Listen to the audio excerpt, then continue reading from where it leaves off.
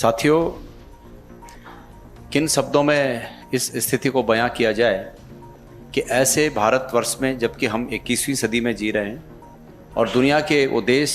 जो अपने भौगोलिक सीमा के इंच इंच पर विकास कर चुके, अब वो चांद और सितारों पर विकास की बात कर रहे हैं। ऐसे में उत्तराखंड से भारतीय जनता पार्टी की जो सोच है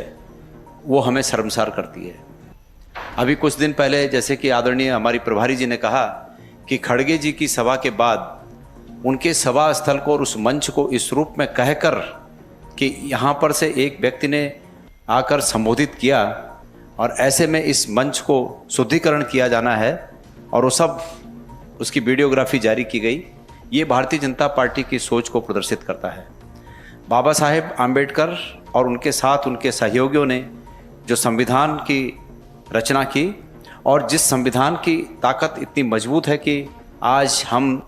एक देश के रूप में निरंतर आगे बढ़ रहे हैं, हमारी अखंडता अक्षुण्ण है, उस ताकत के सामने आज भी ऐसे विचार हैं जो विचार इस देश को और हमारे समाज को कमज़ोर करने में लगे हुए हैं। हम हल्द्वानी में हुई इस घटना की कड़ी निंदा करते हैं, भर्त्सना करते हैं और प्रदेश कांग्रेस कमेटी के अध्यक्ष होने के नाते मैंने अपने सभी संगठन के सभी जिलों को यह ऐलान किया है कि इस भावना का पुरजोर विरोध किया जाए। समय पर कल आज लगातार ये बातें जारी हैं कि हम वहाँ इसका विरोध करेंगे। साथियों,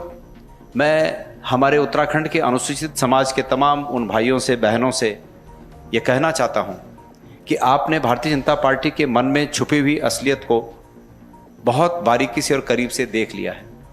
ये बहुत बड़े अपमान की बात है कि एक नेता जो राष्ट्रीय स्तर पर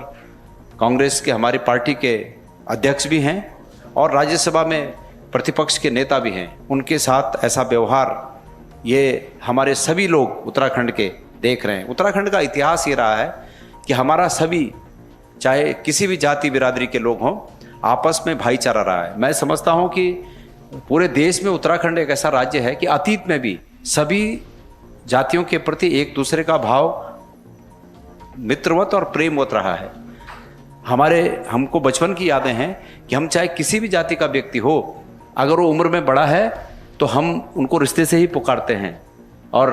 उन्हें मतलब पहले आदर के रूप में छोटा व्यक्ति उम्र में बड़े व्यक्ति को प्रणाम करता है, नमस्कार करता है। तो हम उस संस्कृति के लोग हैं। लेकिन आज भारतीय जनता पार्टी की संकीर्ण सोच ने समाज में दरार पैदा करने की कोशिश की है। ये वहाँ के लोग होने नहीं देंगे। मैं एक अंतिम में एक वाक्य कहना चाहता हूँ कि हमारे अनुसूचित जाति के भाइयों से, बहनों से और युवाओं से मैं ये कहना चाहता हूँ कि अतीत में जिन संघर्षों के साथ आज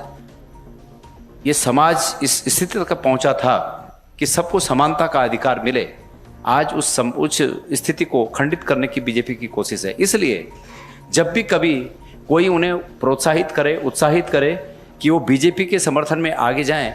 तो आगे जाने से पहले बाबा साहेब आम्बेडकर जी की प्रतिमा के सामने जरूर खड़े हों, उनकी मूर्ति के सामने जरूर खड़े हों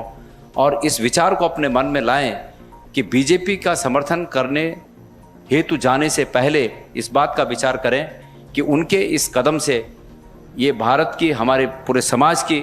जो एकता, अखंडता और समाज को एक साथ आगे बढ़ने की जो संविधान की भावना है वो हतोत्साहित होती है। इसलिए कदमों को रोक दें। मैं निवेदन करता हूं कि इस बात की ग्राह्यता को हमारे सभी लोग समझेंगे और जिस प्रकार से हमारा प्रदेश पहले से ही इस बात के लिए मशहूर है कि यहाँ सभी जातियों, धर्मों के लोग एक दूसरे का सम्मान करते हैं, इस दिशा में आगे बढ़ेंगे। धन्यवाद।